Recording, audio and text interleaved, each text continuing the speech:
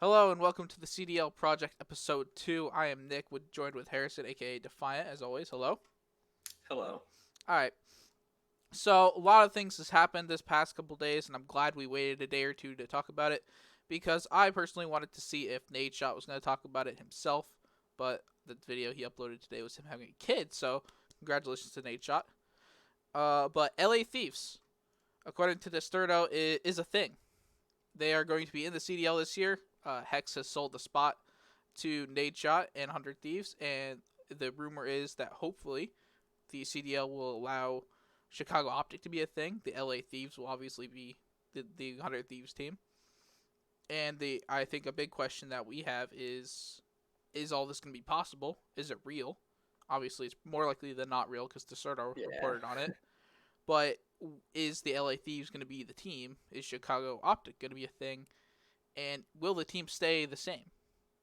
One thing I wanted to add in real quick, I'm going to let you talk in just a sec, but you mentioned the nade shot video.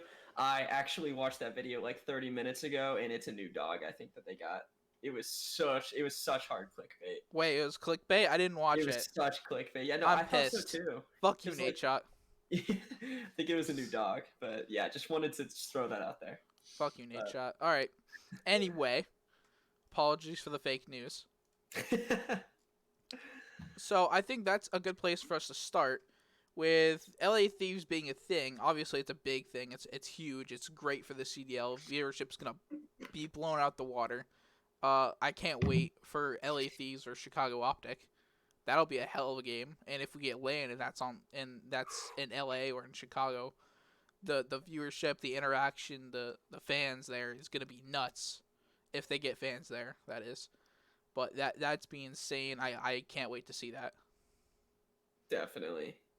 I'm personally like I mean, we talked about it. If any of you guys saw the video we did a few days ago talking about like Optic That didn't being age bought very back by well. Hex. Yeah, no, that we were wrong about a lot of things.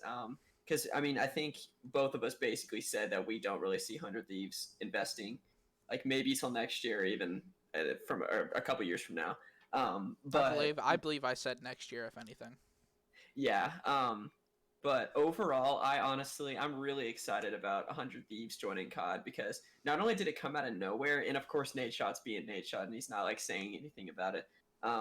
But I'm excited for it because, like Nick said, the viewers are just gonna be like, because now we have the Huntsmen, obviously, or Optic, whatever's gonna happen with that, and they obviously bring in like all the viewers, and we've all known that. But now you add Nate Shot, who arguably at the time when he was competing was an even bigger name than Scump. He's bringing his brand, a huge brand like 100 Thieves, into the CDL.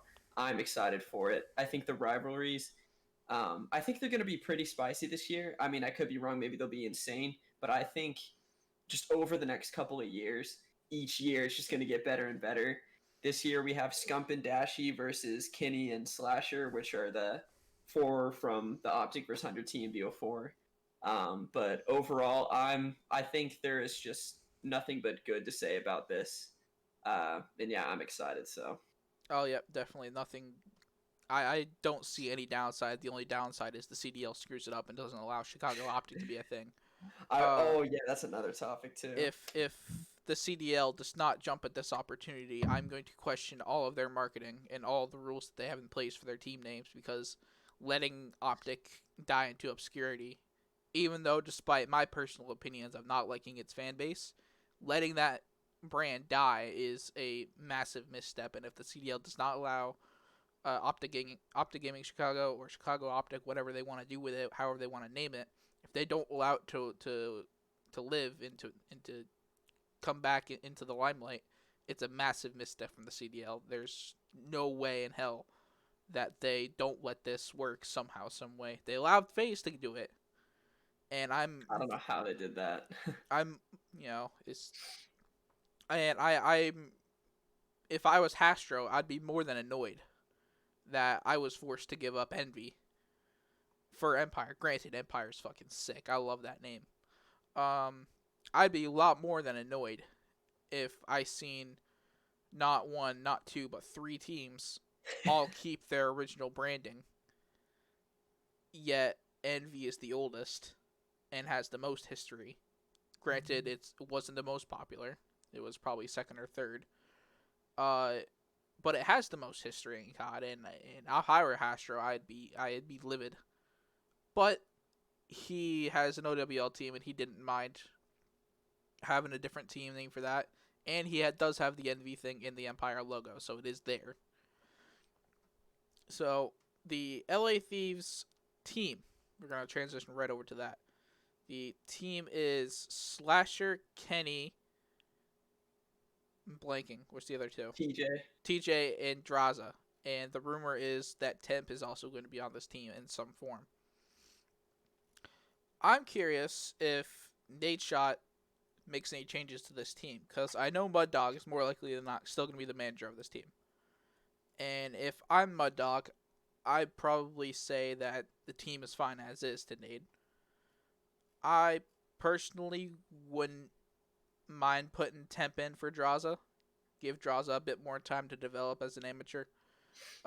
Given that he was in for just a short stint in MW, maybe the team will want him to develop a bit more. Because I personally didn't see anything outstanding for him. If I'm wrong and he had an insane match or two, let me know. But I don't remember any matches off the top of my head where Draza went off and warranted keeping his spot. But the other three, I don't see any reason to get rid of them. Slasher and TJ have good team chem. They seem to work well together. I'm blanking. Continue on for me. Yeah, I don't know, like to touch on Hollow and Draza, and again, I don't remember specific matches. But I do sort of have a memory of both of them actually doing pretty well for OGLA last year, and is probably part of the reason that they were able to make such a turnaround at the end of the year. I know they didn't make the placements that they wanted to, but I think they made the best out of the situation that they had. And just to touch on Temp, I mean, Temp is kind of hard to have an opinion on because he's a very hard-headed player, as we all know. If you've seen any stream clip of him, he's just talking trash the whole time. But the way I view Temp is, I think no matter what, you know what you're gonna get out of him. He's a very, very talented player, and to me, it's one of two ways here. You can either think of it as like, does Tim just need to finally have the right team around him and then he's just going to dominate? Like, that's one way to look at it. Or do you look at it in the sense of, well, he's been around for a good amount of years now, and I feel like if he was really going to win by now, he would have. And I know he won last year, like with the NYSL, and I'm not taking that away from him necessarily, but that's a homestand. That's different. I feel like still good for that he got it. But I'm kind of leaning on the side of, I think he's a very good asset to a team, but there's just something about him and the teams that he's on that just never clicks. Like, you never see him in the top 4 at champs, really. Like, he's definitely bombed out for a couple of years. Like, BO4, he had a very good Splice team, especially at the beginning. Like, you can make an argument that they probably should have won the first event, like when Optic just smoked him in hardpoint, like with like an 80-point comeback. But I don't know. If I'm OGLA though, in the situation they're in right now, I think it's good that you have Draza, but if I'm the GM, I'm putting in Temp as like your main player because I trust more of what he's going to bring to the table over Draza. But then again, putting Draza in the substitute role, say Temp doesn't really do as well as like you would expect for him to, or just the team isn't clicking in terms of roles. You have Draza on the substitute that you could just switch in at any time. So I don't know. I feel like I'm going to be a little bit disappointed if Temp is not on the starting lineup, or if for some reason they pick him up and put him as a sub. I doubt that would happen. I guess there's a possibility as well that something fell through and they didn't get Temp. Yeah, But I don't know. That's my thoughts on it. I think Temp is a very good player overall, though. So. Yeah, that's a good point. There is a good chance that he fell through and didn't get put on the spot, which would put Draza into the starting lineup immediately, which raises the question of who their sub would be if they don't have Temp and Draza starting. But my thoughts on Temp is he's been ridiculously good, and I love delusional confidence for players. Only when it's funny or if it's somewhat warranted. Temp is a special case where his delusional confidence is hilarious, and his rivalry he has with Aches and a lot of the older guys is very entertaining to me. I love young guys. I love rookies. I love amateurs. I love the story that they bring in of someone brand new, just up and coming, just came out this past few months, and it just wrecking all the old guard. And that's a story I like. And granted, Temp's not a rookie. He's been around for since AW. And due to the age requirements, come that Black Ops 3 year, he wasn't able to play for a few years. But he's been hanging around. He's always done so well, and he always talks so much smack, and it was so much entertainment. It was great. Um, I'm gonna be very disappointed if Temp is not starting, at least for the foreseeable future on this team, and having Jasa there as a backup just in case, and giving him more time to play in challengers, get him up to speed, because I don't think we know how fast he picks up a game. Granted, this is going to be a brand new game. We don't know how it's going to play. We don't know what the meta is going to be. We don't know what the team compositions are going to be. We do probably have some idea it's going to be a main AR, a main sub, and then something in between those two, whether it be a flex or a second sub or a second AR, depending on the pace of the game. But Temp would be great. He's a very good midfield player. He can he'll pick up an AR, pick up a sub, and slay out pretty consistently. I thought his last season with the NYSL was pretty average. I thought he wasn't spectacular. He wasn't terrible. Granted, the NYSL team was pretty much the story of their year, was not great but not terrible. All the way up until they won that one tournament, which was great. It was incredible for their confidence going to champs. Too bad that didn't translate into them doing great into champs. Yeah. If I remember correctly, they got top 10. Yeah. I don't know if I know they didn't do well. Yeah, I don't Yeah. know the exact I placing know they though. didn't do too well, but let's talk about team number two. All right, I just want to touch one more thing on OGLA just in general. Um, Go ahead. like we talk about Timp or Draza, and I think that is a good talking point. Like obviously, hopefully they have Timp and then Draza as a sub. But what gives me hope about this team, and I know last year, like you can make an argument. You could tell me that I'm wrong for what I'm about to say because of last year, but I'm not really counting last year, like because Slasher really wasn't until at least the second half of the year. He really wasn't kind of in the right mindset, and but just in general, I think a team that you have Slasher and Kenny on, it immediately reminds me of 100 Thieves BO4, and a team like that has teamwork that's unbelievable. They're going to be playing the game in mostly the smartest way you can. They're not just going to be running around trying to get kills like you see some other teams doing. Like they are playing strategic, they are playing coordinated, and that's what gives me hope for this OGLA team because, like, I mean, Slasher is going to take on Timp, which he's teamed with in the past, or Draza, and he's going to make them into a superstar. And I don't know. I mean, part of me wants to say that this team's going to suck just because of last year, but I think we could have a dangerous lineup, honestly, this coming year. So, Uh, I think my expectations if Temp is on this team, actually, you know what? If Temp or Draza is on this team, I'll put it this way: my expectations for the OGLA and or LA Thieves, whatever it ends up being, uh, is if we're discounting last year, if last year didn't happen, I would put them pretty high. But granted, last year did happen, and we cannot delete that from our minds. Despite the strange circumstances, it being online and such, I don't have too high hopes.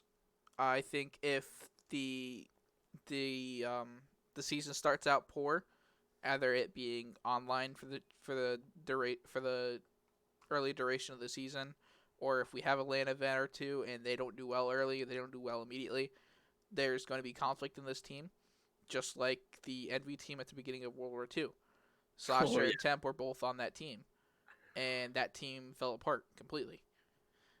I hope that it doesn't happen again. I would love to see Slasher Temp TJ and Kenny do well. 100 Thieves Resurgence would be incredible. Uh, but at the moment, given where they finished last year, and given how Temp did individually last year with NYSL, I think we need to be realistic with our expectations and say, yes, this is a team of all stars, but all stars that got almost last all the way up until champs. Uh, I don't.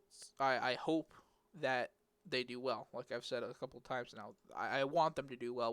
We all want competition to be at the Yeah. highest level. We all want the teams to be competing. We all want to not know who's gonna win. Yeah, we want Slasher on top, like, or at least in the like that makes all the matches really good. But one player this kind of is making me think of that I really, really want to talk about right now is Aches. And I've just said his name, but I'm gonna ask you a question, Nick. Who won the last 4v4 tournament that we had? It was Big Daddy Aches. It was Patrick Price. You're right. And I was watching the Stay Attached, I think it's called, podcast. It's Attaches podcast. He most recently had Aches on it, and when I personally think of Aches, like he's someone who I want to see Aches in the grand finals. Like I want to see the rivalries that he brings between whether it's him and Scump, him and Optic. We've seen so many insane matches and so many times where Aches just somehow beats Optic. Like in World War II, EG was probably a top 20 team there or something. They come out, they beat a top 3 team in Optic or whatever you want to call them. But I don't know, like not only is Aches someone I want to see on top, but coming into 4v4, coming into a game where he can think more, because I think 5v5 really did not work for Aches. He was I mean, you can argue that he should have adapted, and I think, there's no excuse for not adapting like that, but I think a player like him had the most success in the games where you had to really think about what you were doing, and you could have strategy and coordination with your team that could actually bring you the W's. And I think Aches going into 4v4, I wouldn't be surprised if he's still not as good because the game has changed. I mean, he dominated years ago, besides like the one win he had in World War II. But I don't know. Like, I can see Aches hope. I mean, maybe it's a little biased of me to say because I want to see him back on top, but I really think Aches could, if he finds his way back on a roster, and I don't know if that'll happen this year or not, but if he finds his way back on a roster, I wouldn't be surprised to see him in the grand finals of some tournament. And I think everyone would love that. So, what are your thoughts on Aches? Aches has a lot of history in COD. I'll start with that, and obviously those who are fans of the old guard will want Aches at least in the top 6. I am not one of those people. I am one of those people that says Aches should retire or at least coach. He shouldn't be playing. I think he'll be holding a spot for someone who deserves it more. At this point, his lack of performance is a year or two ago was understandable given the stage he is in his career and that he's a very good team leader. And 5-5 didn't suit him, but that's not an excuse. In COD, adapting is the name of the game. And his inability to adapt is what costs him wins. It costs him years. A full season, 2 whole seasons was chalked for him because he couldn't figure out a way to play 5v5 and play it in a way where it benefited him. That was his thing, was find a way to play the game in a way that benefits him and his team. And he was not able to do that throughout both Black Ops 4 and W.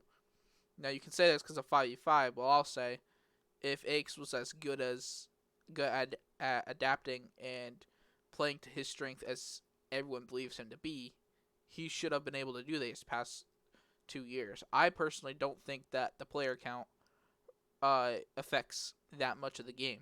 Outside of in 5v5 you're slightly faster and you play a bit more trade heavy. The strategy is still there, not to the same extent as 4v4, but you can still do stuff like nade spots. You can still do fake plays. You can still do long rotations. And that's all stuff that Aches' prior teams have been good at when he was good. So I don't believe that Aches should be in a starting position. I think he should be a sub at most. Or I think the better spot for him is to be a coach. He obviously still has the mindset. He still has, he's still one of the best at thinking about the game and playing the right way and getting the best out of his players. But at what point is Aches' point 6 to point 8 still, is Acceptable. that still acceptable at this point? And at this point, I don't think it is. There's too many superstar players, too many superstar teams that are stacked. I personally think if Aches is on a team, that team is going to be bottom 4. Why? Because Aches is on that team carrying it down. You can say he's being the general and saying he's telling every player which way to go. But if he's still getting gunned every other gunfight and then getting two piece when his team needs him most, that team's, no matter how well he leads that team's still gonna lose. And I think that's the same conversation for Parasite too.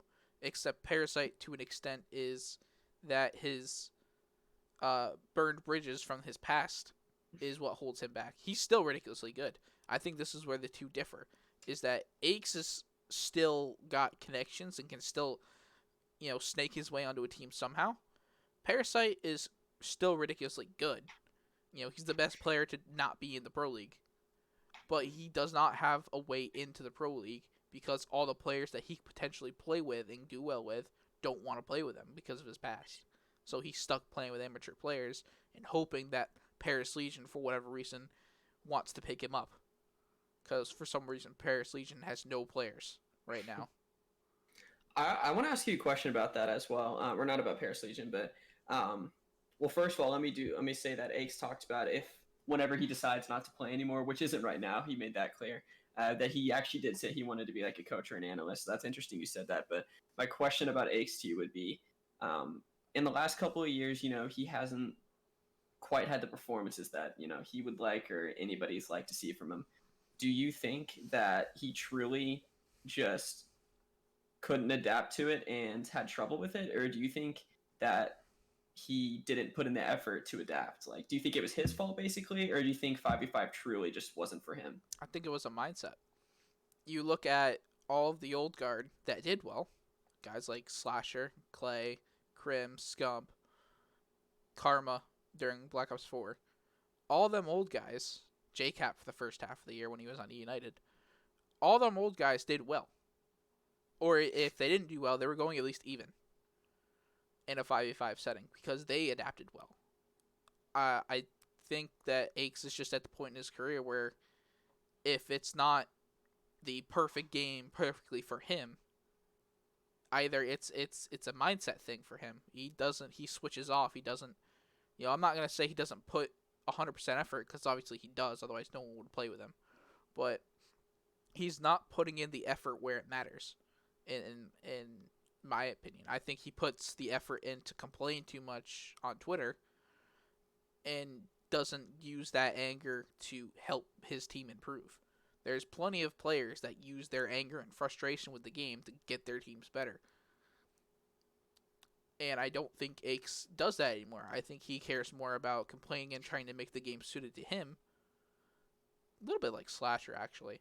Than he does about winning, which is why I think Slasher's teams don't do well early, is because they try to force the game to be to their perfect game instead of this is the game we got, let's play it, figure out how to play it, and figure out how to win.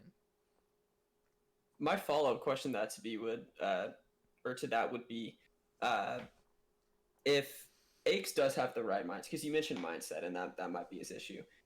If Aches switches his mindset and he has the mindset that you're talking about, where he's completely motivated, he's doing everything in his power to win, do you think he has a chance? Like, and say he finesses his way onto a starting roster, that's like pretty good. Do you see him maybe winning one, or do you think even if he puts in the effort, he's probably not going to do well? I think he'll pull an EG and he'll get a fluke win somehow, some way. That's what I'm thinking too. I That's what I don't. If he gets onto, say, the Paris Legion, I don't think the starting team that he gets immediately will be the team that he gets a fluke win on. I think probably midway through the year, kind of like the World War II season, where some team chases are happening, some star talents available, someone wants to move, someone doesn't want to play with somebody else on a top team, and then somehow they end up with Aches. I think if Aches can get a team of rejects midway through the year to work, like say for whatever reason Seattle breaks up, Pristini gets dropped, and he's got nowhere to go, so he goes to Paris, and then they get one or two other players from a couple other teams. If Aches can get that team of rejects to work, I think they can pull another EG and get a fluke wins at some point. and then probably for the rest of for the rest of the season at that point we'll probably be back at the bottom again, all the way up until the end of the year. I could agree. Um, that's the way I see it going. And obviously you did mention Parasite as well. I definitely want to talk about Parasite a little. Um, I don't know, man. When I think of Parasite, I get kind of a mix of emotions between just kind of like I feel bad for him in the sense, like in some ways, but then in some ways you can't feel bad for him. Oh, you can't. The way I see it is, I think between BO3 and just everything before, I think correct me if I'm wrong. He was on Complexity at the end at COD XP BO3, Yep. and that's not like a top team by any means, but I mean I feel like He had it good was players with him then. He yeah he had had like Havoc. he had Havoc, Lamagod, and They beat Happy. Optic, kind of screwed him. They had Yeah, Havoc, Lamagod, and Happy with Parasite at COD yeah, XP. something like that. But anyways, I don't know, man. I just kind of get. I mean, because I can totally understand why teams don't want to pick him up. And I think after BO3, and this isn't an exact like timeline. Like I don't know exactly kind of when this happened, but I feel like after BO3 is really when pro players just decided we won't team with this guy. Like we can't do it. And in my eyes, I feel like he grinded from BO3 to MW, trying to build his name back up. And honestly, I think it was working for a long time. Especially going into challenge this year, I think he won one of the land ones, and he kept placing really well. He had like the best placings of challengers of any player. Pretty sure he had the Um, best KD at multiple tournaments too. Yeah. yeah, and like you would have thought that like, oh crap, maybe his hard work's gonna pay off. And I won't talk too much about his mistake, but he makes a very unfortunate mistake to his teammate. Yeah, Um, and Everyone knows about it. yeah. If you don't know about that, we're not gonna get into it. But that was Haggy. Man, What are you doing, man? that's just what frustrates me. It's just like seeing, like, I mean, to be in Haggie's position to where you are so good, you could bring championships to a team, and he shot himself in the foot. He did it once. He almost successfully built his brand back up. He almost convinced some people to pick him back up. I mean, I'm not saying for sure, but it almost feels that way. And he did what he did in the middle of the MW season. And to me, I'm not saying he's never going to be on a CDL team because maybe he truly is good enough. And if a team is desperate, they'll give him a chance. And once he gets that chance, if he proves himself and they do something good, maybe he's in for good. But I hate to see a player that's as good as he is and that works as hard as he does to just be shooting himself in the foot. I mean, because it's no one's fault but his own, honestly. But Yeah. I don't know, just frustration and just hits me when I think of Parasite. But what do you think?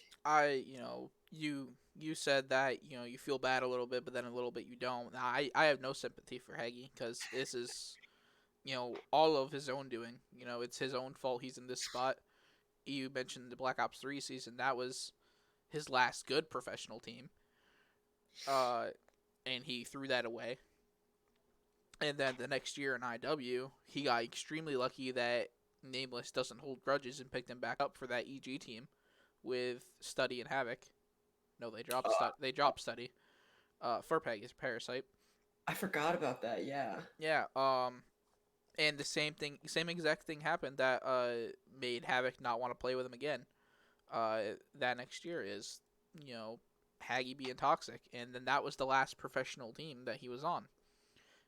And it's been building himself up ever since. But he this last year he won a lot. He did really well. He had a good KD all year, but he kept getting dropped from every team. So what does that tell you? There's still something wrong that's making every team drop him. And that's not a good look for any pro team, especially the CDL managers. So saying, "Hey, this guy's doing ridiculously good, but he keeps getting dropped. Why?" There's a causation and correlation. There's something going on with Haggy that's making every team drop him. And outside of that one, total blunder that he had, which that one was blatantly obvious, I don't know the reason why he got dropped from almost every team he was on this year. And as to why he doesn't have a team going into this new year is beyond me because the amateur. If I was a top amateur player, I'm playing with Haggy. Because I think Haggy is probably the stepping stone to a pro team if you're not on a CDL's academy team. Is you're probably going to end up having to play with Haggy. Hmm. He is the best player not in the pro league right now, in my opinion, and I think he's gonna stay that way until he decides to give up. I don't see a world where any CDL team, even a desperate team, is gonna pick him up. I don't see it. I think he's certainly not past his prime.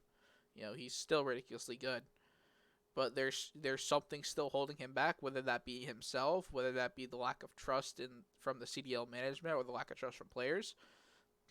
There's something still holding him back, and I don't see that changing anytime soon because he keeps screwing up one way or another. He keeps getting dropped. There's nothing else to say about it. Um, I don't know. For me, I definitely agree with you in the sense that I don't really probably see him getting picked up, and I also see a world where he gets picked up and then he screws that up too. I wouldn't be surprised. But also, I think when you talk about his chances of getting picked up, he is screwed up in every way possible to like lose his chances. But I think the fact that he is as good as he is always is gonna at least put him in the conversation for a chance. You Oh, know what I mean? yeah, everyone's gonna talk about him, but they're Mhm. gonna have one conversation and be like, "Oh wait, it's Haggy we're talking about here."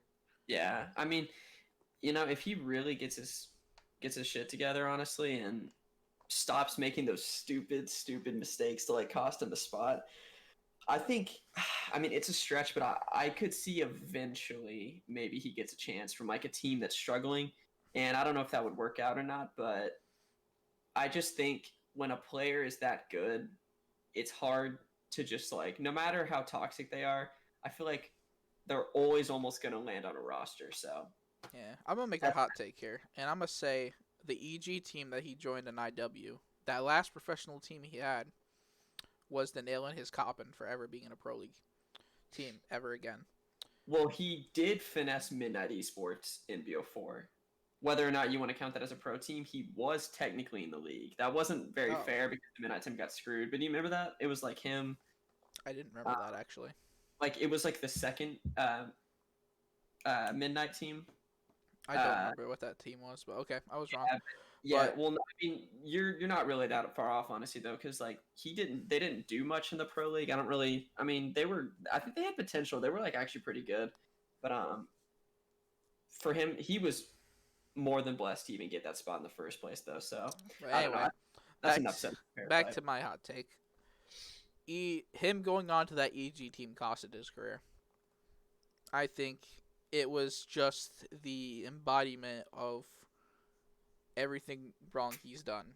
Is you have a team that is filled with good vibes. You got, you know, Havoc and Nagafin. I mean, them two are complete trolls. And then you got Nameless being the serious guy, and then you bring in Haggy, filling in for Study, who was, always a good time outside of when he was on Team Liquid in Black Ops 3. Uh, so you got a team of good vibes, and Haggy still managed to fuck that up.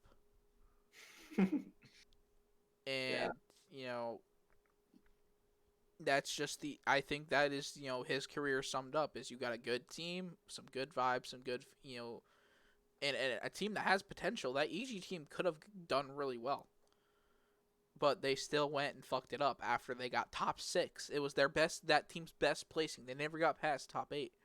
They got top 6 the second they picked up Haggy, and then after that they bombed and lost everything and got lost in groups. I don't think they won a map.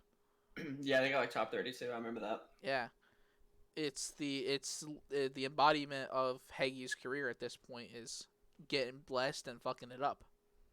I actually do have one more thing to say about Haggy that just came to my mind. So I know you watched a lot of World War II matches, um, and something that also kind of proves again that Haggy can still be. I mean, not at the top necessarily, but he can take a group of players that you would look at as kind of like amateur more players and make them pretty good. And I say that because I don't know if you remember his Ghost Gaming team in what's called World War II Champs.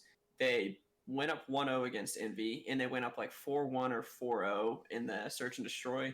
They choked the whole series, of course, because why not? But I think it showed he was able to almost from the ground up at the beginning of World War II, really only being that crappy complexity team, to get his way to a Ghost Gaming team, get Lacefield, Llama God, God or X or something.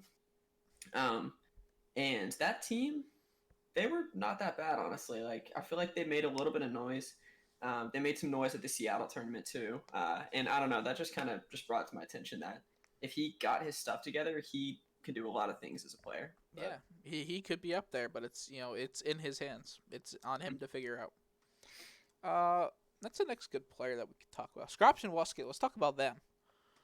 Uh, how these two are not on a team is beyond me. yeah, Every CDL manager, you're lost. That you're not getting at least one of these guys on a team. They had a ridiculously good season last year. Uh, both of them together and individually, their stats were incredible. I honestly thought they carried the London team for the good part of the year. And the fact that London is keeping Shawnee, and Shawnee's a good player. He's a good statue AR. He's a good 1.0. He'll do his part, and I I think keeping Shawnee's a good one. But God damn it. Continue the conversation. Hang on a bit. okay. Yeah, no, Scraps and Wuskin. I don't know. Like I definitely know that they're both really good players. And for that reason, it almost makes me think that maybe the team owners aren't being stupid. Maybe for some reason, there's something holding them back from being able to get a spot. I mean, then again, now that I really think about it, some team owners, like maybe the London Royal Ravens, just didn't get along with him and don't want him. And I don't know. I have a feeling maybe, hopefully, one of them that goes to Paris Legion. But the fact that players of that caliber and what they, especially Wuskin last year, he was sniping everything in sight. He was honestly playing really well. And Scraps has just always been Scraps. He's really consistent. I feel like he could be that all star player that we've seen in World War II and BO4 sometimes. But I don't know. Like to me, there's not a whole lot to say about it. Like I feel like we're gonna find out in the next couple of weeks to a month, hopefully, what their situation is. I mean, right now it doesn't look promising, but honestly, until then, the only way to put it is they're good players. I don't know why they're not on a team. Yeah, but you can Uh, continue what you were saying. yeah. Sorry about that. Family were knocking on my door. Uh, um, I'm mind blown that neither of these guys are on a team somewhere. I think this is a big mistake. Whether or not there was the rumor that Assault started on Reddit saying that Scraps and Luskin didn't put 100% into practice and they cared more about Warzone, which for one I don't believe that's true because not only are both Scraps and Luskin ridiculously entertaining and popular with the pros, with the pros and the fans, but they put their all into it. They pour a lot of emotion, and they're not afraid to show the emotion that they have. I don't buy for a second that they didn't put 100% into practice 100% of the time. I don't doubt that there was times where the London management wanted them to play a Warzone tournament or two to build the brand. That's a smart thing to do when you're building a new company. You need brand recognition, you need popularity, so you get your star guys that are really popular to do something cool. I don't doubt that that was on London to decide, and I don't doubt that there was times where they wanted to do that instead of Scrim. I don't know. Yeah, I don't think anybody knows outside of London and outside of Scraps and Wuskin and what they've said.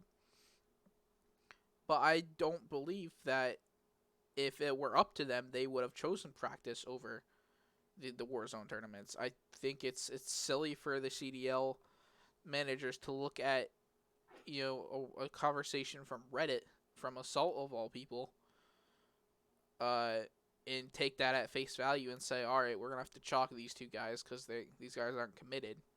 When history shows that they are two of the most committed players in the league.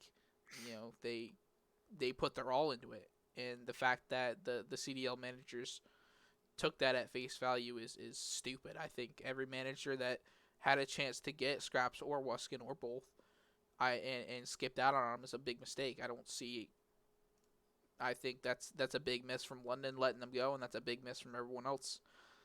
Uh, Whoever gets those two players in the challengers this year is gonna dominate. Oh And yeah, the amateur scene is gonna just be a bloodbath. it's gonna be, uh, no one else is gonna stand a chance. I don't think. And then I think probably pretty quick, all the teams will be like, wait a minute, these guys are still actually ridiculously good. Mm-hmm. Why the fuck did we not pick them up sooner? Uh, I think if the Seattle team breaks up with Gunless, or if they end up dropping, say, a Pristini later on if he's not doing well, They break up.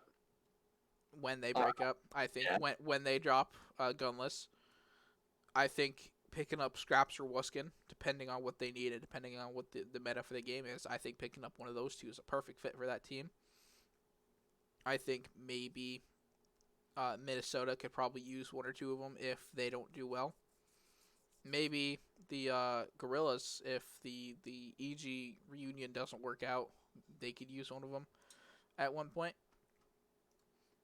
But I think that's all I wanted to say about Scraps and Wuskin. We talked about Temp earlier, so we're gonna skip over that.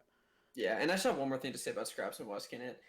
I instantly think of a time that they were. I think it was a homestand. I don't know if it was like the pool play type matches or not, or if it was an elimination match.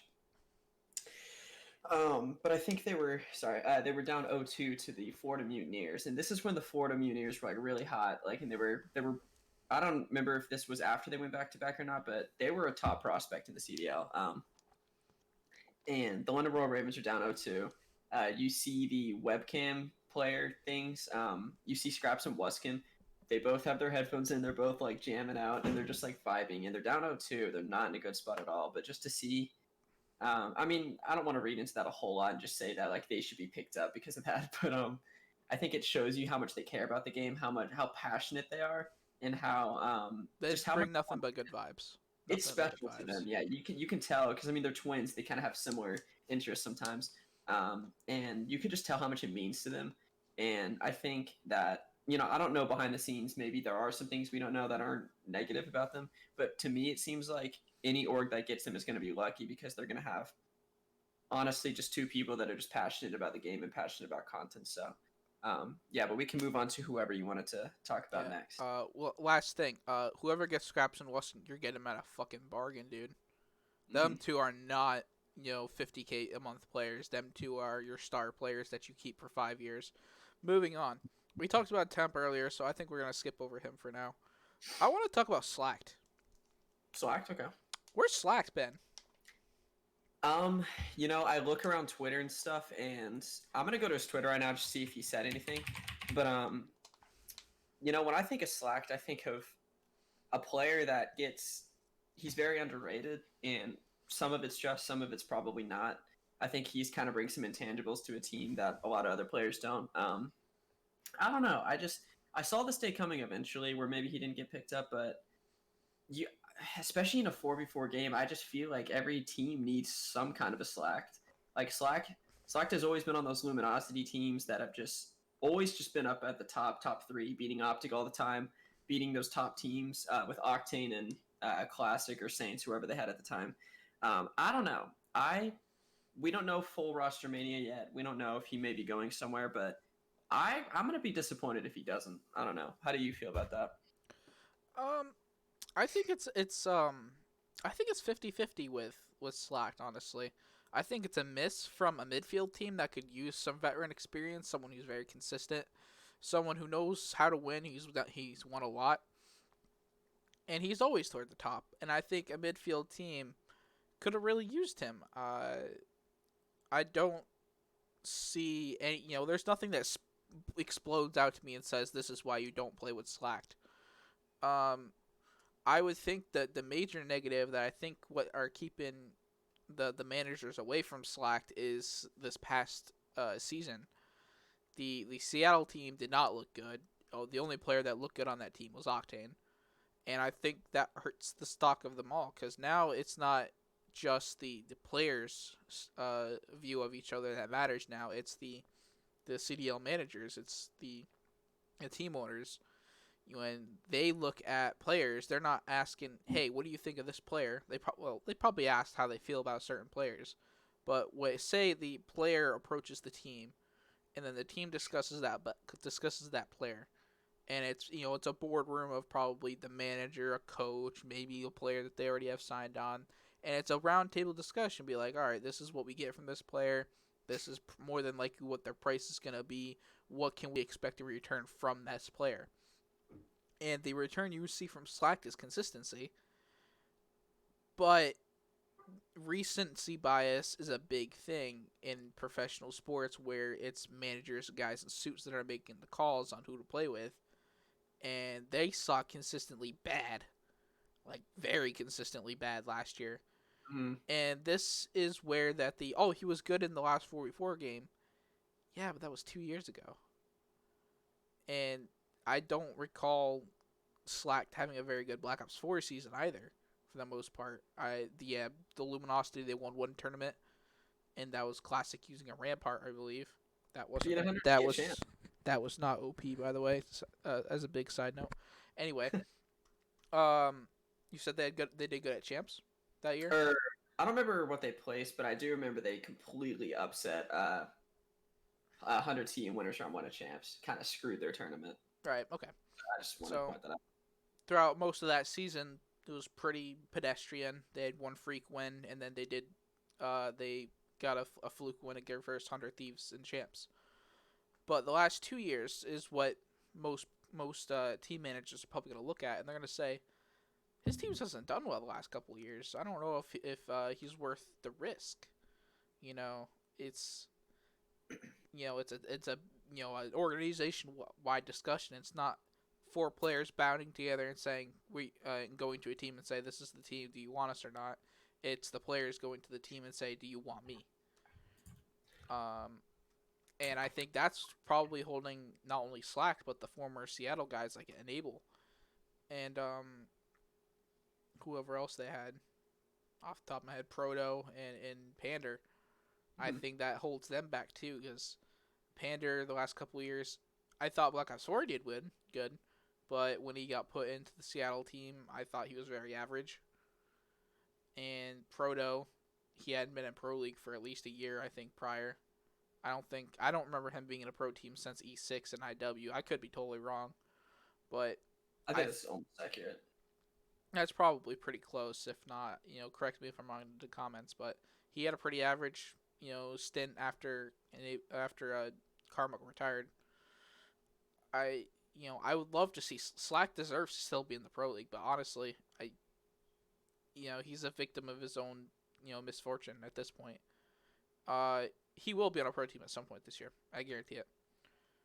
I have two things to say about Slack. So, like, I feel like when you talk about his performances and you look at past years, and past meaning in any regard, like last year, years before that, I think it's fair to say that maybe he had an okay Black Ops 3 in my opinion, and he had an obviously detrimental last year. And I think that's fair to say. That's the most recent 2 years. That's fair to say that he didn't have a very good um, last 2 years. But you can also think of it in a way of like I'm gonna go through the years. Like Advanced Warfare, he had a very good Elevate team that was like top four at the end. Black Ops 3, he had that incredible Rise Nation team that was always up at the top. What's the next game? IW, that Luminosity team, very, very good. Won a tournament, always in the top three. World War II, Luminosity again, incredible. And then that's when the Black Ops 4 stuff comes in. But, um, it's hard to say because his two bad years have been the two most recent years, so it's kind of hard to tell. But I almost think it would be unfair to maybe not just count out that he's had an off year or two where he hasn't had the team around him that he wanted. Because there's no doubt that last year was not the team he wanted. Obviously, no one wanted that team on that team. But I think it'd be more fair to look at his consistency over the years and realize that he does every once in a while have off parts of the year and off years, and that it shouldn't be too hard to count out the fact that maybe he could bring it back in Cold War. And the other thing I have to say about Slacks, and this just came to mind, but there's nothing against Pristini at all, and more than likely Gunless is probably going to be the one removed on this team, but hypothetically, the place where I would like to see Slacked is in place of Pristini on Seattle. And the reason I say that is because Pristini, they both kind of had the selfless type role where the KD is kind of out the window a little bit. They're doing the dirty work for the team. And the reason I put him instead of Pristini is, and I think they could still be very good with Pristini, but I see Slacked as a more consistent player in his role than Pristini. And it'd be hard to fit him into some of these rosters, but I feel like if there was a place, if I'm a GM, I feel like that's kind of where I'd like to put him because you have some assuming Looney is the player that we know he can be. and Gunless isn't as toxic, and Octane is Octane, we can probably guarantee he's going to be good. Um, I don't know. I think that's a place he could thrive, especially teaming with Looney, who he's teamed with in the past, and Octane, which he's teamed with so many different times in the past year. So that's my take on it. I don't know. What do you think about like what I said about Seattle? Like, Um, if last year didn't happen, that'd be a perfect spot for him. I think, you know, Pristini for Slack would be a good move. Granted, I think Seattle was probably very jaded towards all four of their players last year, and that's why they didn't re-sign any of them. They only kept Octane. I think Pristini at Seattle will do fine. I don't think there probably will be a low point for that team where they're questioning Pristini, but I think Pristini will figure out a way to make it work, assuming that he doesn't let his emotions get the best of him. But I honestly don't know where I see Slack going. I think I think maybe at some point if the Ultra team that is Methods, Kleenex, and a couple others, Cammy? Cammy and Bance, Yeah, I think yeah. so. If that team needs some extra firepower, I think Slack would be a good spot there. I think him and Classic are a good duo. Um, I'm trying to think of the other teams off the top of my head, but honestly, I don't see a fit for him anywhere. Yeah, because I mean, like, it was hard for me to think of a team as well because you can't replace him with someone like Attach or Scump or something like that because those players are more slay heavy than him, and so you kind of have to replace him with someone in the role of a selfless player as well.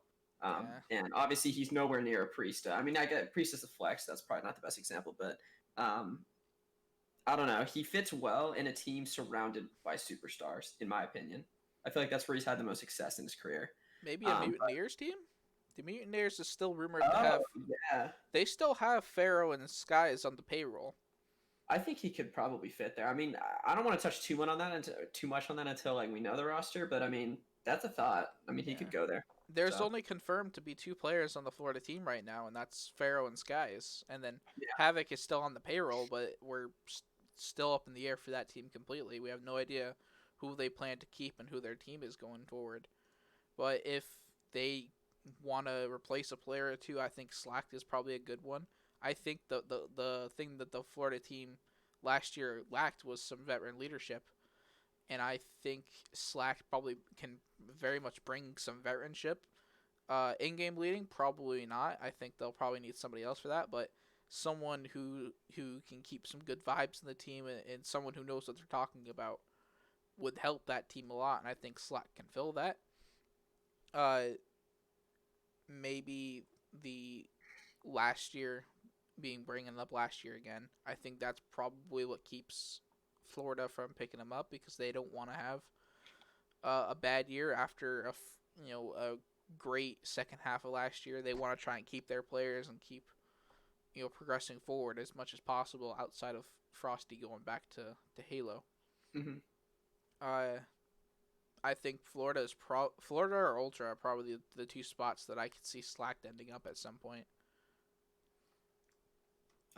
The player I want to talk about next is GodRX, and I don't know, like when we look at last year, right? I mean, GodRX has been around for a few years, but last year was kind of like not his breakout year. I don't want to call it that, but I mean a year where he really showed what he can do.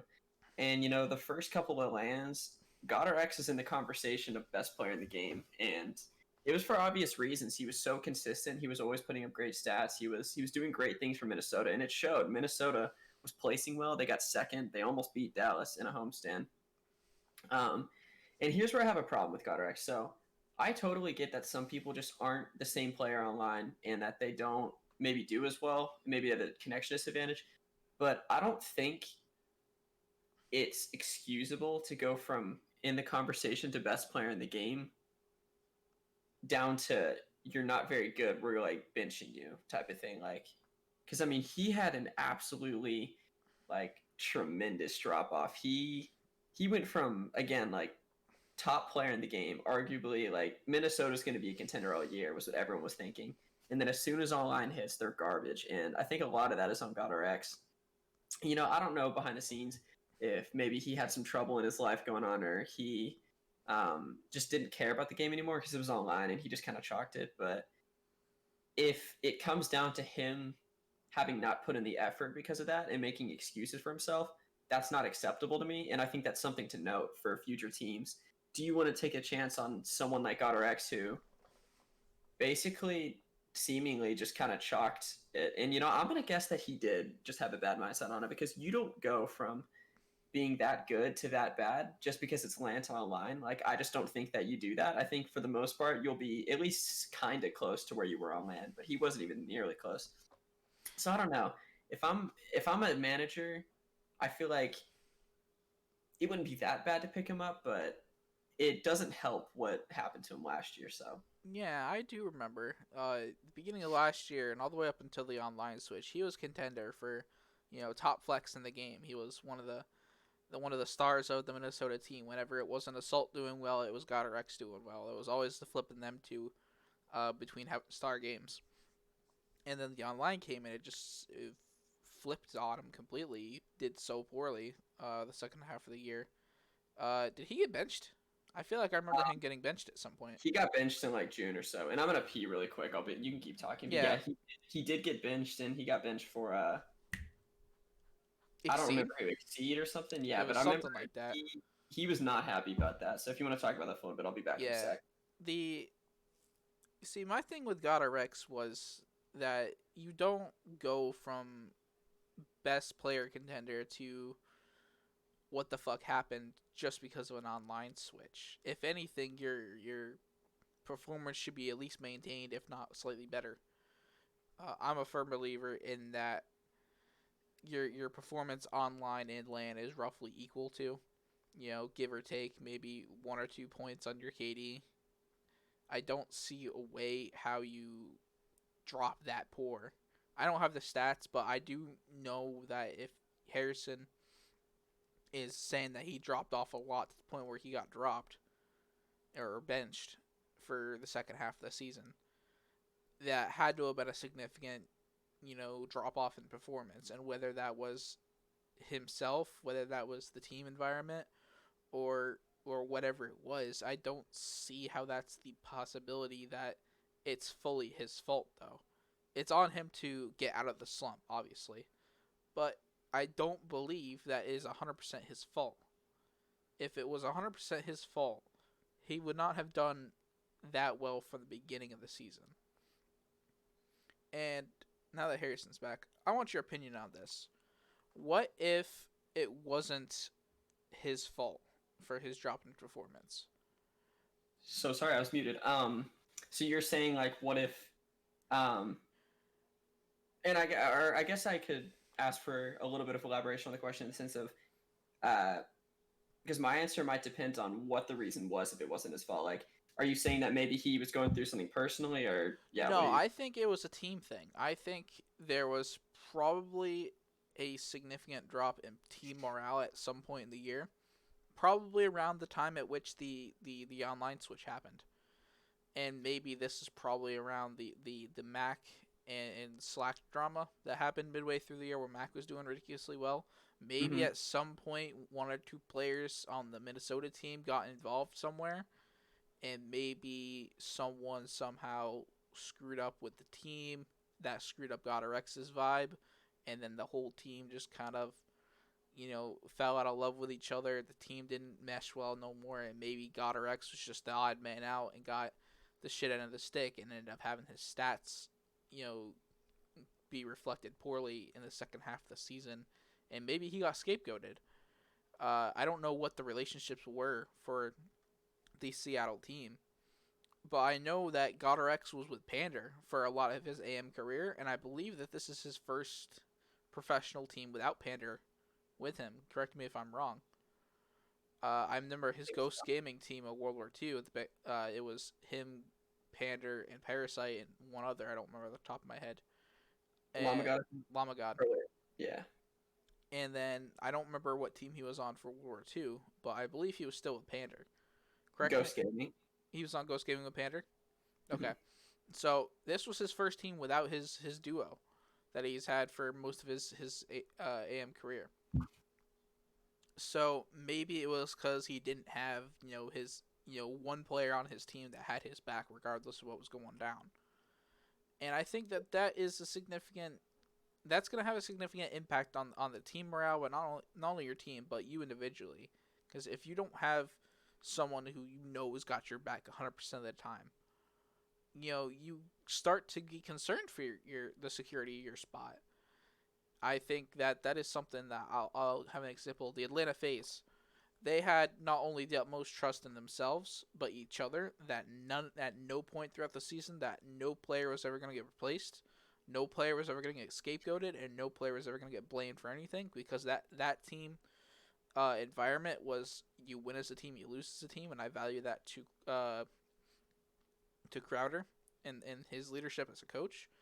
And maybe that is something that the Minnesota team needs to look at because they have Brian Sate as a coach, and he's a good coach. He coached at United for a good year and a half or so, I believe. Uh, but this is the second time where his team has had a significant falling out where one player's performance just dropped off completely. Uh, I don't think that I'm not saying it's 100% Brian Sage's fault. I think it's a team thing, and I think that this is just another case where one player just so happened to have a drop in performance around the time that the whole team dropped, and it just so happens to be that one player that dropped a lot more than everyone else, and then he got scapegoated and got let go.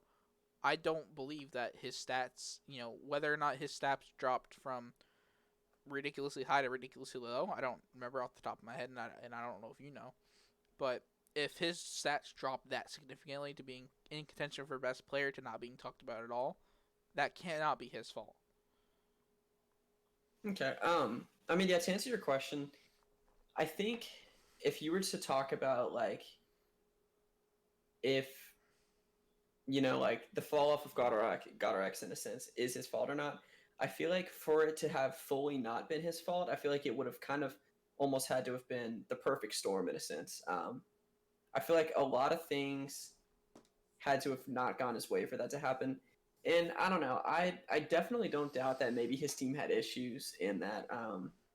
Maybe I mean because there's a lot we don't know behind the scenes. But something for me personally isn't sitting right about that because I can understand. Well, I mean, first you asked the question: how did they go from doing well and getting second at LAN? And I think they got second at the first online event. So like I'll pretty much talk about everything after that. But how do you go from that to just all hating each other in a sense? How do you go from being a top two team to not getting along? Like maybe it was just one really bad placing that set them off. But to me,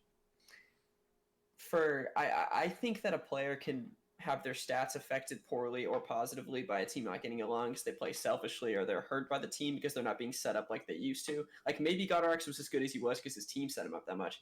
But to me, like if your team isn't setting you up as well, I still feel like the stats he was putting up at the end of the year, I don't in my opinion, I don't think that really excuses it. I feel like the way I see it, for a player, there's a lot of factors that go into it, but I still feel like to go from as high up as he was to, like you said, not even talked about, something just doesn't sit right with me about that about GodRx. I don't think that it would have affected him to the point that where he would have been just not good anymore. I don't know.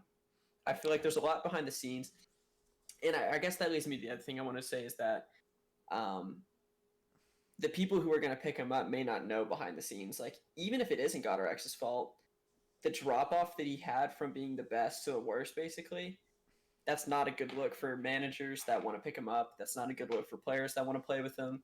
So I feel like unless if there is the perfect storm to where it wasn't his fault, if word doesn't get out about that, then I think that hurts him a lot. So That's fair, and that's it's a shame too because he his AM career, if anyone kept up with it, he was one of my favorite players to watch.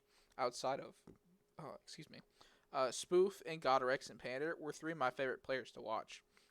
One because Godorex and Pander is a duo and almost never splitting since the two of them started teaming a while ago was so cool because they were always that one team that got out of the open bracket and got into pools and they didn't do well in pools because they got put into pro level pools where they were just that much better. But they always put up a good fight, and they always did decently well in the losers bracket after pool play was done. And it was the same with Spoof's team too. So I was always looking out for them, and it's gonna be a shame to see that GodRx probably isn't gonna have a spot probably for most of next year, and unless he does ridiculously good and maybe he teams up with Haggy again, uh, and wins a few lands and does some good stuff and gets some good stats. I don't see a team looking at him very soon, which it's a damn shame because he's a ridiculously good player. I don't see a world where at least a year or two down the line he gets back into the pro league. I just worry that he's gonna get forgotten about, and if other sports and other esports are a trendsetter for bust players, and that I mean amateur players that look to have good potential, but then fall off and then never be and then just fall into obscurity. It would suck for GodRx to be one of those players. He's one of my favorites of the last few years to watch, and I'd hate to see him gone. He'd be a good player to have. I'm sure any team would probably be lucky to have him when he's at his best. Yeah, that almost leads me into we'll probably try to go a tiny bit faster for these next 5 or 6 players. But I want to talk about Pharaoh a little bit. So I feel like when I think of Pharaoh right now, he had the rough BO4 to where not a recent, a clip came out of him about him from like I think BO3, and it was him not Yep. saying such a good word, and that kind of costed him his BO4 year. But when I think of Pharaoh right now, I see him on the incline. Honestly, you know, Florida Mutineers, very fortunately for Pharaoh, takes a chance on him, and that chance was well taken. Like high risk, high reward in that situation. They They got him take a the bargain too. That what they probably paid for Pharaoh, they got him for yeah, a bargain, dude. exactly. And like when um, you think about like how blessed probably Pharaoh felt for that opportunity. He probably took that on himself to work really hard, and the high risk was picking him up, and came with a high reward. They did well. They won back to back. They didn't have the champs they wanted to, but I feel like that put Pharaoh back in the spot that he deserves to be in. It put him back in the spot that he was in before that clip emerged on Twitter. And I don't know. I'm excited for Pharaoh. I think wherever he ends up, and I guess it's going to be Mutineers. I think you said that earlier. Um, He's still on their books, so yeah, yeah.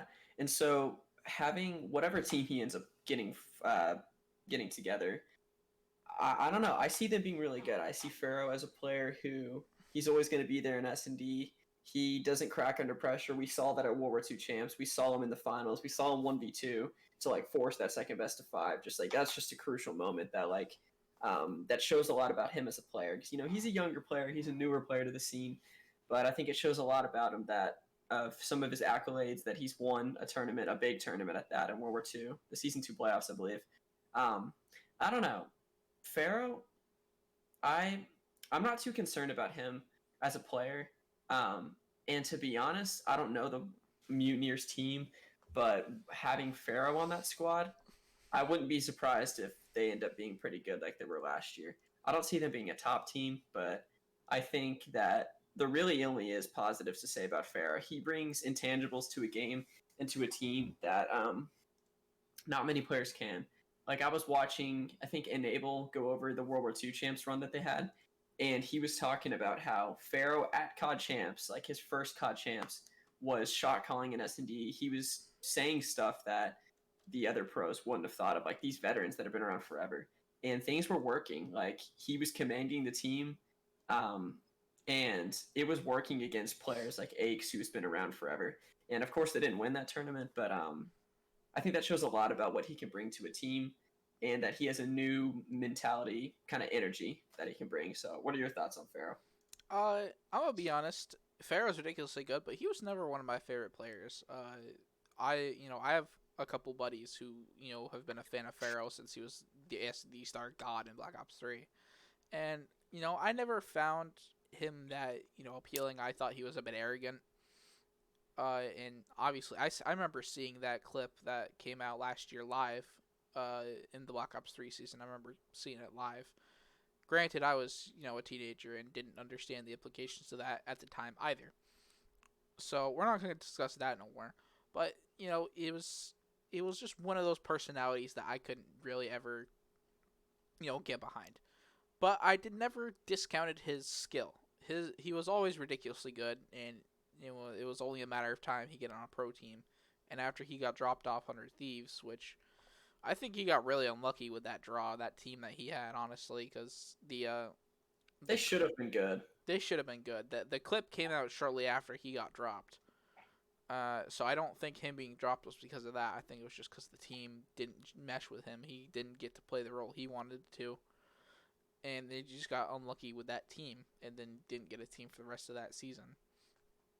But I think he's a good asset for any team, and I think the Mutineers are smart to keep him. There was a good chance that he ended up at New York with Clay, yeah. with Clay, Mac, and Zuma, and I don't believe they have a fourth confirmed yet, do they? I thought No, Hydra. Hydra. Hydra. Yes, yes, yes, yes. I'm stupid. I'm blanking. Um, but I think Florida was smart to try and keep for Farrell. Farrell's a good player, and I think he'll be a good player to keep for the next 5 years at least. Assuming that he gets good players around him, and if he believes that Florida can give him a good team, I think it's be smart for Farrell to try and stay here as long as possible. I have the Florida Mutineers active team pulled up right now, and as of right now, the players that they got on the books is Pharaoh, Skies, Havoc, and Awakening. Skies is also on our list of potential players to talk about, so I guess we'll lump these two together. Assuming Florida keeps both Skies and Farrell, they'll have a good foundation. Uh, we don't know what they plan to do with Havoc or Awakening. We already know that Frosty's gone. So they technically on the books have 4 players. So all they need is a sub to fill out the team. I don't know if this is the team that they necessarily want though. Uh, they have everything they need. They got a main sub in Havoc. They got a main AR in Skies, and they have 2 very good role players in Pharaoh and in Awakening. I hope that they do well, and I hope that Pharaoh can. I think probably Pharaoh will lead this team in S&D. Havoc, this is crazy to believe that Havoc is the most senior player on this team. Havoc is still young, and he's the oldest pro on this team, which is crazy to me. Pharaoh is gonna lead by example in this team. I think he'll probably be the lead Slayer. I hope that he'll keep his mind in a good spot, because this is a criticism I've had, is that when things don't go his way, he can get very toxic. I very vividly remember the World War II season early on when he was playing with Haggy, and Haggy was asking for smoke grenades, and then Pharaoh flipped out. Um, so assuming that he's matured since then, which I assume he has, otherwise I don't think he would have gotten picked up. But assuming something like that doesn't happen again, he keeps his cool and can lead by example in S&D, and then maybe they sneak respawns here or there. If this is what the team ends up being, if they don't make any changes, uh, maybe they'll have a good year. Maybe they'll get a freak win or two here or there. I hope, because this Havoc and Skies are 2 of my favorite young guns, and I would hate to see that this team fall apart and have some players fall out of favor, because this is I think this is probably Havoc's last chance in the league. I think he got very lucky that he did very good in World War II to get on a good team for Black Ops 4. And him doing really good in Black Ops 4 got him here. And I don't know if any other player or any other team's going to want to keep Havoc. And I know we're supposed to be talking about Farrah right now, so I'm going to leave it at that. Well, I was just gonna touch on Farrah a little bit more. Yeah, go ahead. I remember when he kind of came up a little bit in World War II. He was on that was Era Eternity team. Yep. Obviously, that was a thing in itself. But I remember when he The versed streak Optic. usage was awful. Yeah, yeah. Oh, yeah. I remember they were known for bad streak usage. But I remember when they played Optic, they think they. I don't want to say they. Or no, they beat him game 5. And I remember Pharaoh in the interview getting a little cocky, kind of trash talking at the time, the most successful Call of Duty roster of all time. And, it wasn't too much into the World War II season, so it's not like you could say they had a bad year yet. There had only been like an event or two, and Pharaoh was getting very cocky. And personally, something that's also, this is just kind of random that I say this, but Pharaoh followed me because I subbed to him on Twitch, and I remember I tweeted out, easy win for Optic 3-0. Just kind of because, the verse and era. I mean, like, I truly thought that. Pharaoh saw the tweet, and he said, like, fuck you or something. And it was at that point where I kind of took it personal. I was like, I don't like this guy, and that's what's interesting to me is that over the years, when that clip surfaced up, and it kind of ruined his career for a little bit. He was at an all-time low. His stock was low, even though he was really good. And what's crazy and absolutely like amazing to me is how he has taken that and he has built up his reputation back up. Someone took a chance on him. He showed them that it was worth it. And even for me, I went from not liking him and he proved himself to me in a way too. Like I like Pharaoh now. I think he's not as arrogant as he used to be. He's a good player. He's entertaining to watch. I like him as a player. And so the fact that he kind of did that for me in the sense of I used to not like him and now I do, I think that says a lot about him as a player. Um, and yeah, I don't know. I just thought that was interesting to kind of point out that I was with Kai because I'm kind of what based off what you said. You said you kind of thought he was arrogant a little bit. Um, I used to be in the same boat, so. Yep. But I think we can talk about another player. I'll let you start off with this one. So, John, tell me about John. Hey, John, I can't wait to see him back, bro. I'm gonna pull up his tweet right before we talk about anything else. This is a tweet from October 22nd, so this is roughly a week ago, I believe. Yeah, almost a week ago, 5 days ago. It says, "Just know when I'm 100% ready, I'll be coming back, but with none of the health issues or distractions that I was low key playing with before. I'm close to getting my mind and health perfect with the help of my second home. Trust the process." And in that tweet, he has a picture of what looks to be a doctor's office of some kind. And then he gets a response from a fan saying, "Not sure how you feel about telling your story, but I'd love to hear it, especially on Hex's Eavesdrop podcast. You could be an inspiration to a lot of people." And he responds with, "I'm down." So obviously, there's a lot of ambiguity and there's room for interpretation with what he means of being a health issue of some kind. Obviously, there was rumors of various types that I don't want to get into. I think we can all, read between the lines here of whatever it was that he may or may not have been doing. Uh, but it's good that he got help. It's good that he took the time to himself to figure out what was wrong. He got help for it, and now that he thinks he's close to being 100%, it's good to see that he's ready to make a comeback. I personally don't think he'll come back immediately, because given off of his tweet from 5 days ago, he says, "Just know when I'm 100% ready." So that tells me that he's not 100% ready yet. I think probably midway through this year, he'll be ready. I think it's probably worth a team looking at him and saying, "Hey, we should probably snag him while he's probably on the low end of his price range, because if he comes back and he's ridiculously good, he's going to be expensive." Um, and that was part of the NYSL rumor that it was going to be Hydra and John both picked up, and then they were going to decide after a few weeks of practice who to play. Now, I want your take on his tweet and how he feels, and talking about his story sometime soon. Yeah, let me pull up his stream more time so I can see it. Yeah, I don't know. First of all, I just want to say, hopefully, whatever is going on in that picture, whatever he's going through, hopefully, I wish the best for him, and I hope that he is able to make a comeback. I don't know. When I think of John, you think of probably first that World Championship they won with Envy. I mean, you can argue if they were the best team that year or not, but I think that the fact that they were able to come out and win that says a lot about that team. They worked very hard. They pulled it out at the end of the year, and it solidified all four of those guys as a player to remember for sure. And also, when you think of John, you think of Luminosity. You think of the runs that he had with that in like World War II and how good he was. He was really, really, really good at World War II, and I, I think he was good at Black Ops 4 too, right? I mean, he had to have been. He I don't, was, I don't know if he was like godlike, but he was probably pretty good, right? I think, it's a Treyarch game, and he's ridiculously good at every Treyarch game. I Yeah, think the Black Ops 4 season was, slightly below his standards, if I remember correctly. But yeah. he He was didn't have the still best team good. around him either. Yeah, he was still good. Granted, not to his standard, but he was still ridiculously good.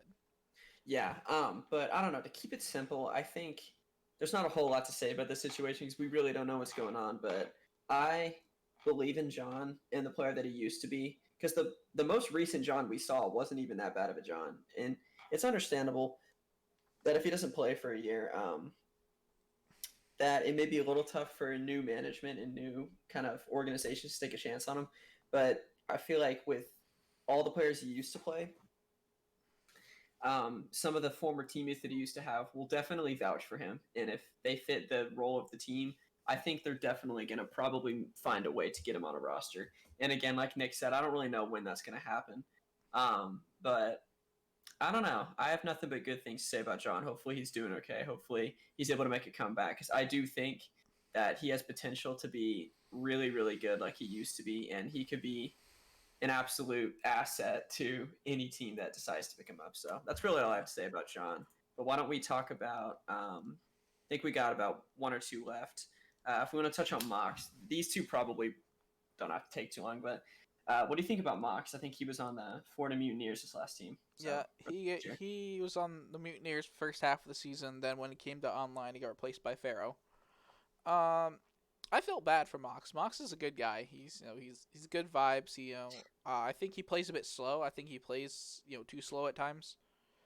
And I thought with experience of him being in the pro league for last year and for the first half of this year, I thought he would have learned that he's got to pick it up, his pace from time to time. But I'm hoping that it was just the online switch that made Florida switch their players out.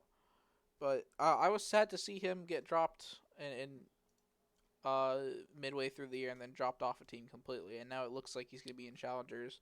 There's no rumors that he's going to be in any pro team, which is truly awful. I always thought he was ridiculously good. He's passionate. He was a good leader, apparently. Um, I don't know. I don't think anyone knows what the details are behind Mox not having a team right now.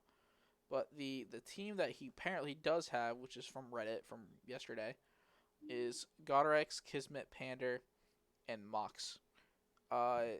We talked about Godorex and Pander briefly earlier, and I think that the team that Mox has potentially found himself on is probably a good team to keep them on the map. I don't know if they'll do well or not. I hope they do. I hope they show that all four of those players are still pro level. I don't know if we'll have time to talk about Kismet much, but those three players and I think Mox is probably the top of that 4 player list. I think he should be in pro league. I don't see any reason why he shouldn't be. He's too good and he's too passionate to not be in there. I don't know. My thoughts on Mox, like, to me, it's pretty simple. I think Mox, again, like you said, he's a good guy. I think he works hard. I think he's passionate about the game. But, the unfortunate part just about life sometimes is that you can work hard at something, but sometimes people are just more talented than you, even if they work less hard than you. And, I think Mox is in a situation where he works hard, he wants it bad, he thinks he deserves it, and that's all good things. But I think at the end of the day, there just are available people that are better than him at his role. And, that's the unfortunate reality of a situation because I feel like there are people that are better than him that don't work as hard as him. And, that's obviously kind of messed up that the world could be like that sometimes. But I mean, Yeah, I don't know. Like, I feel like that's just the tough lesson in life. I mean, you can work really hard at something, but sometimes just the talent just isn't there. And that a lot of the times, I mean, I believe you can work hard and you can achieve great things with that, but sometimes just the X factor just isn't there for you. And yeah, I don't know. To keep it simple, uh, all the power to Mox if he wants to try to prove himself. He has every chance to. Maybe I'll look stupid saying all this, and that maybe he is a lot better than we thought. But I don't know. It's unfortunate. It's sad, but it's the reality of a situation. There's just with limited spots in the pro league this year, it was going to be tough for him to get a spot compared to all these other players who seem to be a little bit better at his role than him. So That's Yeah, really all I have to say about him. he is. Hopefully, he does He's definitely been a victim of the 44 switch. well. Mhm. That not helping. Plus now there's only 12 main AR spots. And I think that the 12 main ARs that we are likely to get probably are all better than Mox. Uh, Hopefully with an expansion, he does well this year in challengers to keep people talking about him, and maybe an expansion team will pick him up next year. Um, sorry. I think our last player here to talk about would be Pander. We Um, talked a bit about him earlier, but we can talk about it again. yeah, and I'll go first here just because I really don't have much to say about him at all. I think Pander. I think he's a good player. I think he's consistent. I think maybe he could be picked up as a sub because he's just a safe, good guy to have on your team. But when you look at last year's performance, and again, I hate to use last year because I know there was so many conditions going into it, but I feel like he had a lot of time to play. They subbed him in for Enable. I don't know, man. He really wasn't cutting it. I feel like his performances just weren't good. And again, it's sort of like the Mox thing that I was just saying. Like some people just, I mean, they're just not as good sometimes. Like sometimes they just have off years, and it's just life. You can't really do anything about it. But really, all I have to say about Pander is I see him going into challengers. I don't know. I feel like he has a chance. He's young. He has a chance to be great. But right now, I don't see him starting. So Yeah, like I said a little bit ago, GodRx, Pander, Kismet, and Mox is the rumored challengers team, and I think they'll be probably top three, if not top four in challengers. I hope them four guys can prove that they still belong in the pro league. yeah, Um, I don't see them being picked up at any point throughout this year. Uh, Hopefully an expansion team is keeping an eye on the season this year and keeping an eye on who's gonna be available next year because I don't think that the expansion teams are gonna have a good look at players once everyone's signed up to multi-year deals. Um, I don't have much to say about Pander. I didn't watch much of this year, and granted, every time Seattle was on, I tuned out because I knew that they were gonna lose. yeah. And then Octane was gonna be a freak of nature. So, uh, hopefully Pander does well. About all I have to say. Uh, that is it for Roster Mania. We've been going for an hour and a half. So Yeah, we there was a can. lot to cover. Uh, you want to spend an extra 30 minutes to talk about Scump and Screaming? Scump and streaming? Yeah, I mean, why don't we talk about a little bit about Scump, about Octane maybe being upset. Yeah, we just got probably a few more topics. Just Yeah. be a lot quicker, obviously, but Let's start uh, with Scump committing to screaming Scrims. yeah, yeah, um, So this was a. Yeah, I'll start. This was a clip that came out roughly a couple days ago. I believe a week ago now. Yeah. uh, Uh, yeah, something like that. Yeah. So Scump said 100% that they're streaming scrims throughout the entirety of the year. There's no room. I don't think there's any room for interpretation of that. I think that's him saying, "Yeah, we're streaming." Um, I don't know how you feel about this, but for me, the streaming the scrims thing is cool for the first few weeks and maybe a month or two of the game because there's nothing going on. We're trying to build anticipation. We're trying to see where the teams fit and where they may or may not be going into the first event. But after that, I don't feel like that's a good thing because you're putting the content and performance argument up in full display, and the culmination of that is Dallas Empire putting the performance of the team first, and they ultimately won, whereas Chicago came out third best. And whether or not that's due to their practice being on full display throughout the entire year is up for interpretation, but I think that that is going to rub some players the wrong way.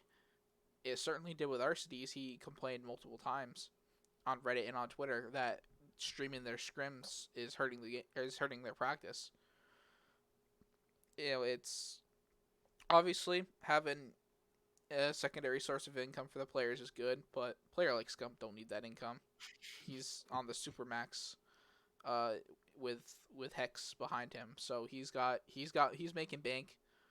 Uh, he doesn't need to stream. He does it because he enjoys it, obviously, which is great because he's finding enjoyment in it. But he is, giving stuff away. Granted, you're not gonna win or lose a match by watching someone else's scrims and figuring out how they play from each moment of the game. But breakoffs and S&D strats, obviously they don't stream S&D scrims, but break off points for the beginning of a hard point. Routes you're running in flank routes or in control, how you rotate from one point to another. That's all up for free display, and anyone can watch and figure out what's going on. I remember in the Black Ops 4 year, Joey Nubsy, who coached the Gen G team, he subscribed to Crimsix literally just to watch his VOD and figure out what he did. And, Gen G was ridiculously good, and I'm pretty sure they beat Optic a couple times. Correct me if I'm wrong. You're the Optic expert here. Yeah, they did. Yeah, they did. Okay. Plus games, game fives, but they did. Yeah, so I think that there's an argument to be made that Scump is going to cost his team, not in performance, but in that he's going to give away how the team plays. And it's going to be detrimental later on throughout the year. For me, I kind of want to break it up into pros and cons. I think for a player like Scump, he's won it all, and he's been around for so long that maybe it's easier for him to be more productive during his scrims if he's streaming because he's enjoying it more.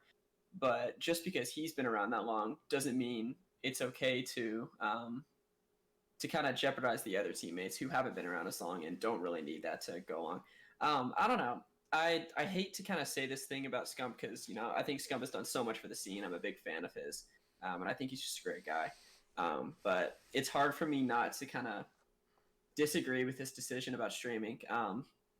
There's a lot of ways to look at it.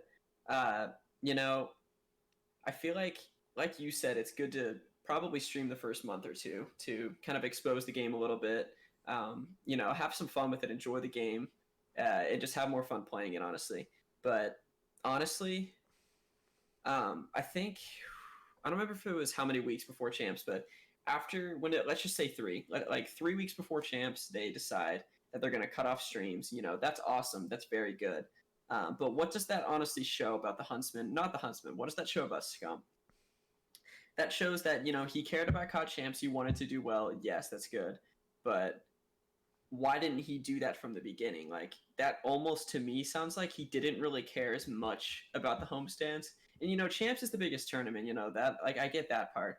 But it kind of almost shows him that he does know that him streaming has an effect, and that's why he's not going to do it before champs. And for that reason, it begs the question of why he didn't do that the whole year. And I don't know, I almost think that Scump as a player, he loves to have fun, he loves to make content, but also Scump will never be happy at a tournament unless he wins it, because he has won so much. Winning is the only thing that's going to make him happy. I think it is wrong of him to think that he's going to be able to win like he wants to and be able to stream like this. I understand that some teams can pull it off, and it's happened before, but streaming is not going to help him at all in his chances of winning. And he's putting the Huntsmen on a little bit of a handicap, in my opinion. So we'll have to see how the year goes. Maybe he'll have to stop streaming if they're not doing well, but I have to disagree with his decision to do that. I don't think it's going to work out well for them. 5 to 6 to 7 years ago, streaming practice was fine because everyone needed a source of income, and maybe everyone had an unspoken rule not to watch each other's practice and stuff back then.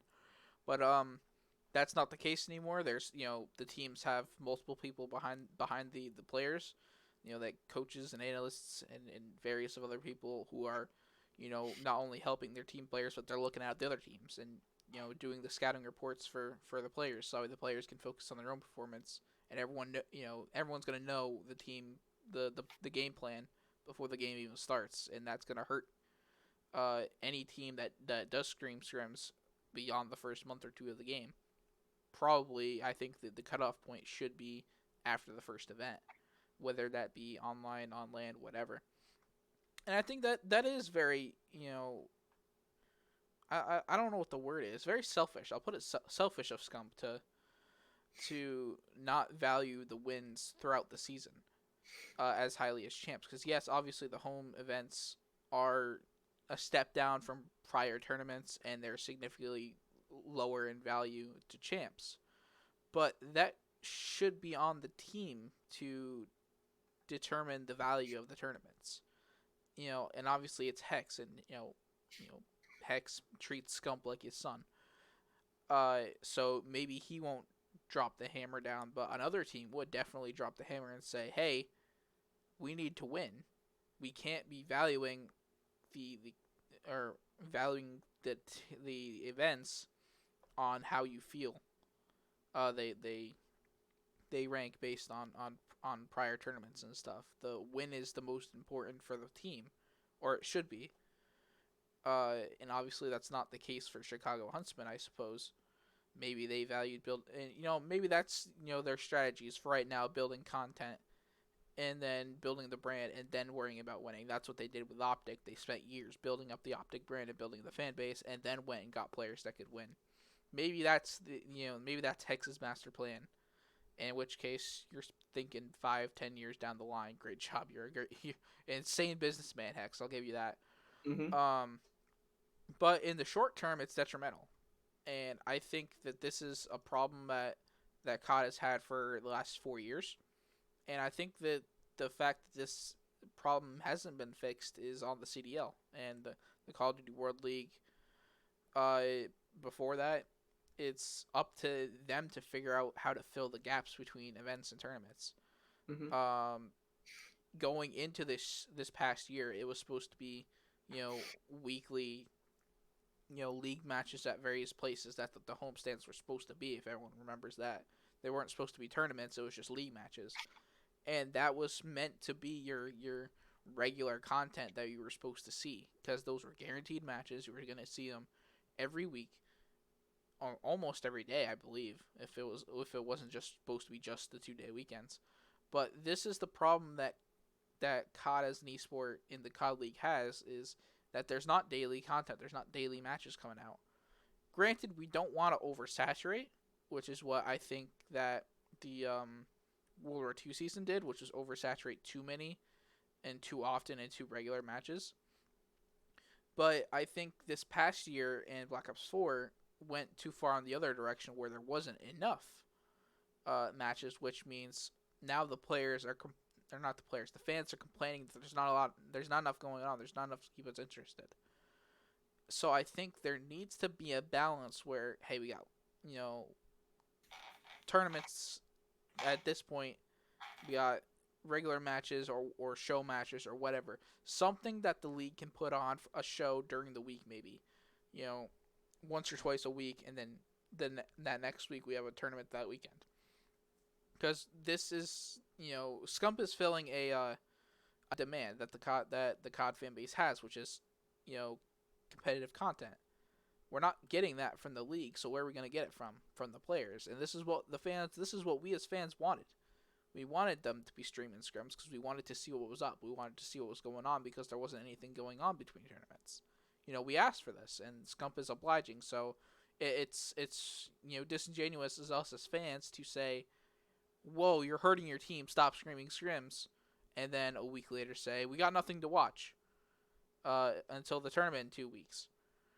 And this is something that the CDL needs to fix. I don't know what the perfect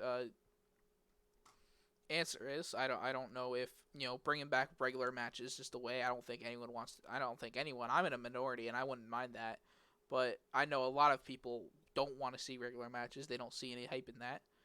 I personally wouldn't mind it because it's regular content. Hey, watching a Call of Duty official match that adds to the standings throughout the year, to me, is more exciting than watching scrims, because the players don't go 100% in all the scrims. They don't do it in regular league matches either, but at least those league matches will build up to something at some point in the year. Watching scrims, yes, it's cool to watch the progress of the team doing well, but then that just fills the fire of the conspiracy theorists of, oh my god, this player had an argument with this other player, and now those two players hate each other, and if next event they come out and get last, then it's because these two players had an argument, and it's it fuels the fire of that, and I think it's up to the CDL to fix this. It's a problem that we've had for years, and I don't think, for whatever reason, no one's felt the need to address this and make an attempt to fix it.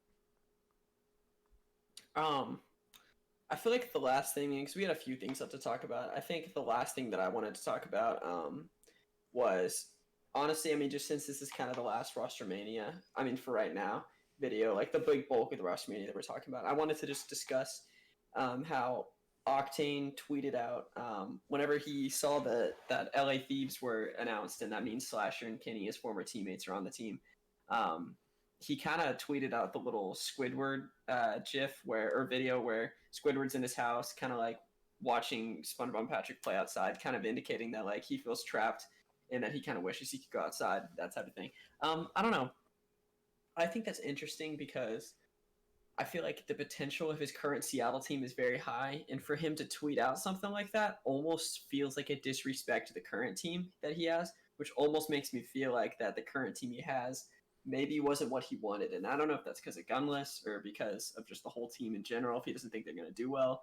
But I kind of thought that was odd of him to tweet it out because his teammates obviously saw that tweet. And what are they going to think? You know, they're probably going to be a little upset, being like, you know, I get you had a good team in Black Ops 4, but like, we haven't even played with you yet, and you're already like counting us out. I don't know. Like, maybe I'm reading too much into it. Maybe his teammates know that wasn't to be taken too serious, or maybe he didn't even mean it to be serious. But what do you think? Do you think that was anything to read into, or Um, I think if come first event and they bomb out and not do well, then I think that there's probably something to it. Um, but right now, given the context, given that LA Thieves just barely got blown out the water, and it's looking like that Hunter Thieves team is going to reunite in some form or another, and Octane not be a part of it, I think Octane probably is jealous. He probably feels left out, and he's stuck at Seattle, and it wasn't his choice. I bet if Octane was given the choice to leave, he probably would have wanted to leave, but I don't think Seattle is going to give up Octane. So I think he is trapped at Seattle, whether he likes it or not. But he should have the respect for the players that he has been given now, that he is going to have, you know, at least a competent team, I hope. But I think this is something that we wait a month or two into the first tournament, which probably won't be until January, if we're being real about this. If they come out and bomb out, I'm gonna look at Octane and say, you know, even if Octane does well, I'm gonna look at Octane and say, man, you checked out on us before the game even came out. You know that a lot of people like to downplay the mental game between teammates, but it is a huge thing in a game where it's just four people. It's four relationships you have to maintain, and that's not a way you start a new relationship with teammates. In my personal opinion, I would hate for me to come to a new team with a ridiculously good new teammate, be like, hell yeah, this is the team that's gonna do well this year, and then a week later have him reminiscing about a team that's significantly better than the team we have now is a bit rude, a bit disingenuous, and a bit disrespectful. I I think we're reading a bit too. It's reading into it a bit early. But if it does come that they start to struggle early on, and by early I mean first event, then I'm looking at Octane. I'm not looking at the other three, regardless of the stats. I'm looking at Octane and saying, is it the player's fault or is it your fault, Octane? Because if this team falls apart, this is two teams in a row where you've been at the center, and the team's not done well. yeah? I think that's pretty much everything I felt like I needed to cover. Is there anything else you want to talk about, or Um, nah, I think we've covered everything we wanted to talk about for the most part. yeah, we're at about Uh, an hour 45. That's not bad at all. I Not feel like bad that's, at all. I think that's a good place to stop. yeah.